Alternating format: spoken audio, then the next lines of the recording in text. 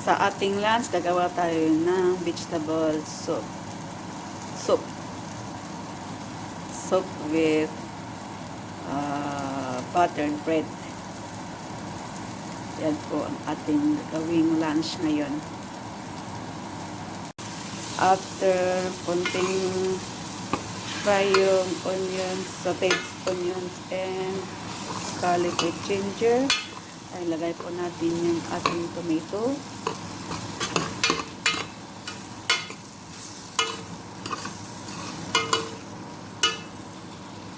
Tapos cover po natin yung ating banga, covered with low fire. It's medium. So the tomato is soft, so we're going to add some spice.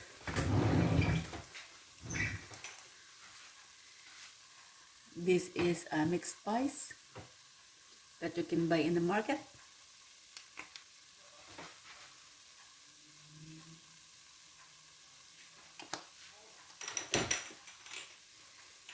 And turmeric.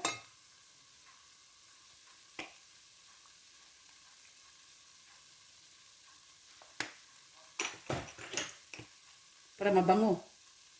Kaya naglagay ako ng mga spice. I learned this with my husband because before I don't use this kind of things. So, but now I'm doing it as well. And black pepper.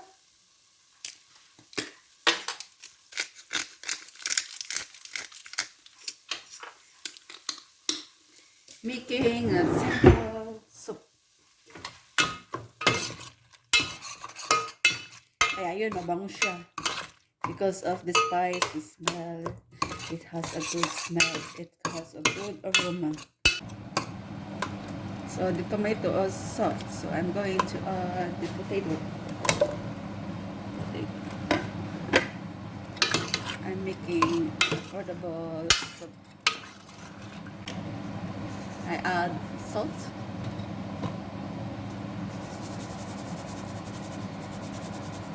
Pag yung patatas, lagyan agad ng salt para may lasa. Kasi pag later hindi siya lagyan ng salt, hindi siya malasa yung patatas. As you need to put salt to the potato to give a taste. Otherwise, if you put the salt later, it doesn't go to the potato. So I always put the salt with the potato earlier. But the other thing is I put it later, the salt. But same thing with the potato. I always put salt together.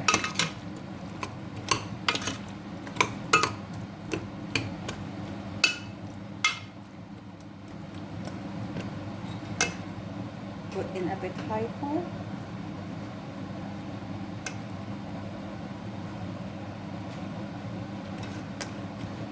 Para mag-paste ba siya pag ano sa patatas.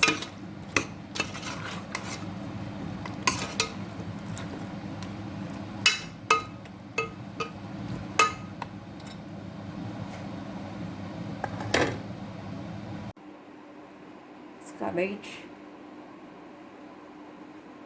Sliced cabbage. 2 carrots, 2 celery, and 3 raddish. This small one because I don't have the big one, so I use the small one. So either you can use the radish to make a good flavor as well. It gives taste, flavoring.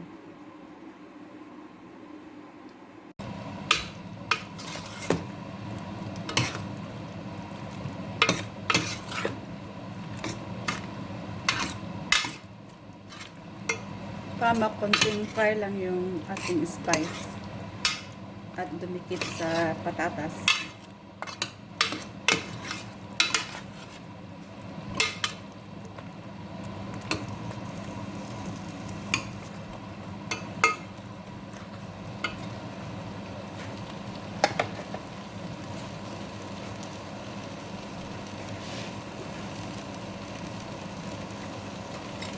Bigyan ko pa siya ng tubig. Tubig. Ayan. At pakuluan po. Pakuluan.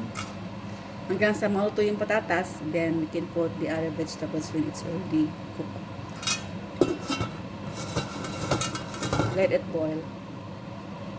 This is the spring greens. I separate the stem to the leaves. The leaves it is cooked last night, so I keep the stem for use for my soup. This is spring greens. Spring greens. Call it spring greens.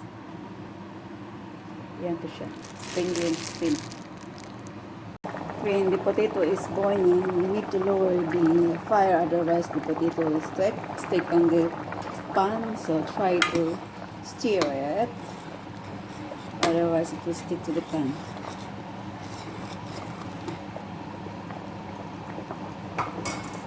Just check it, otherwise it will stick on the pan. You can add vegetable stock cubes if you wanna give more flavor on your soup, otherwise it's not necessary, so it's up to you. Now that the potato is done, I'm going to add this cream.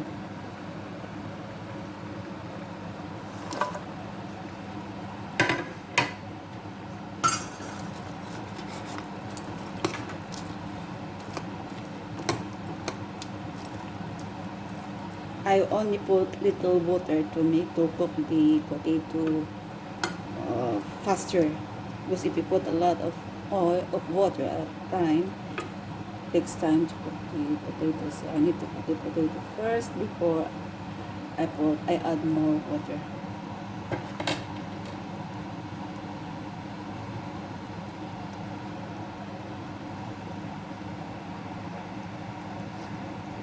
And I'm going to add this mixed vegetables. I add with the potato. There we go.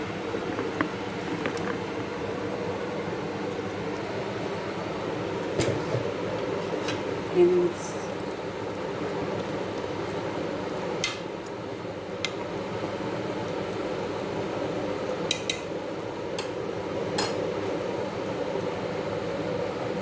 I'm boiling the water on the kettle.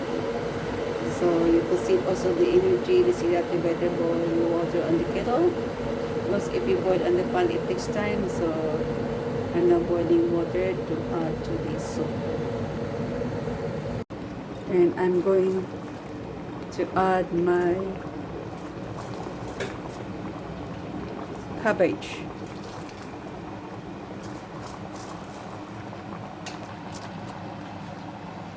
And now I'm going to add my boiled water.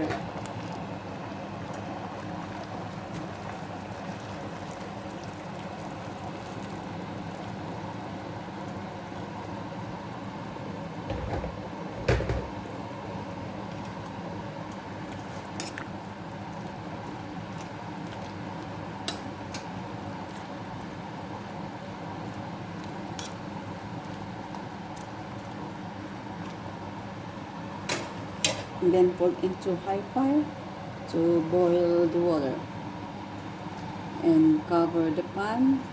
Our soup is now done, so ready to serve our soup. So just mix them all. Soup is ready. In English style, it's there when they're making a soup, they are making this buttered bread. So we're going to serve buttered bread today for lunch. But in the Philippines, of course, we always eat rice for lunch. But in here in other country, some just eat bread with soup or just noodles, sometimes noodles. And then in here in UK, they call the lunchtime as dinner, where they can eat proper food. And then the dinner time, they call it tea time, or they eat, most of it is sandwich and soup.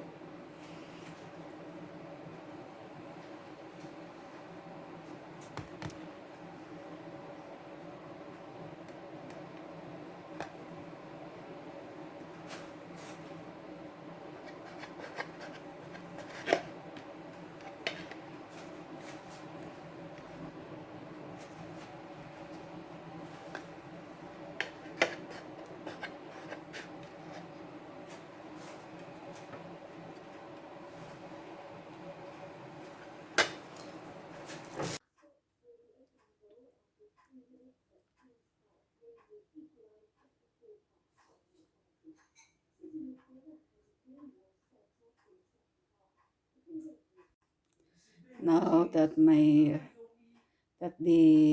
patient is already served, so it's my turn to eat my lunch. And this is my soup with my buttered bread. Enjoy your lunch. Kain na po. Sarap.